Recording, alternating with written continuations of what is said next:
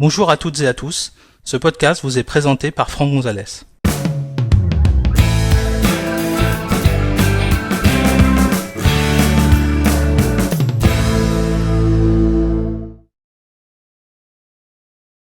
Dans cet épisode, nous allons découvrir la fonction Loop intégrée à Accessibilité sur iOS. Pour suivre cet épisode, vous devez disposer d'un iPhone ou d'un iPad. Sachez que cet épisode a été réalisé sur un iPhone 12 équipé d'iOS 15. Alors, dans iOS, la fonction d'accessibilité nous permet de réaliser diverses choses et une des fonctions d'accessibilité, c'est le fait d'intégrer une loupe qui va vous permettre en fait d'utiliser votre iPhone ou votre iPad pour agrandir des objets ou du texte à proximité. Pour activer la loupe, en fait, rien de plus simple en fait, hein. Vous allez simplement descendre l'écran vers le bas pour faire une recherche. Vous tapez loupe et vous allez trouver en fait l'application Loop de votre iPhone ou de votre iPad.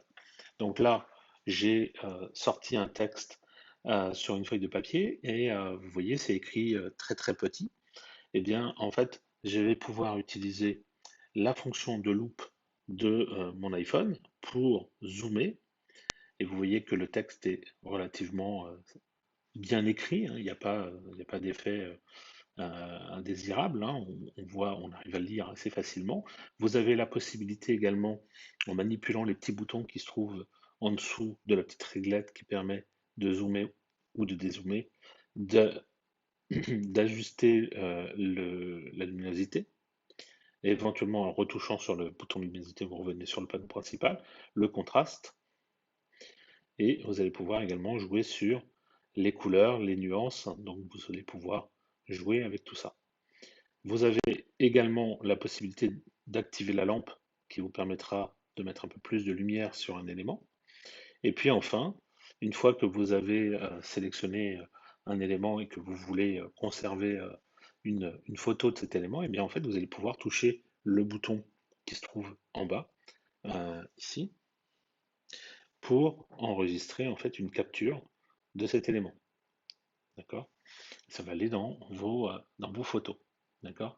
Donc voilà comment on peut activer et utiliser très simplement cette fonction de loop qui est assez méconnue finalement des gens. Et si vous avez des problèmes de vue, eh bien, ça peut être relativement intéressant pour pouvoir lire des documents, rechercher un numéro de série sur un appareil, par exemple, parce que c'est écrit tellement petit que finalement on n'y arrive pas trop. Donc voilà, cette petite fonction de loop dans iOS est assez pratique sur vos iPhones ou sur vos iPads. Merci d'avoir suivi cet épisode.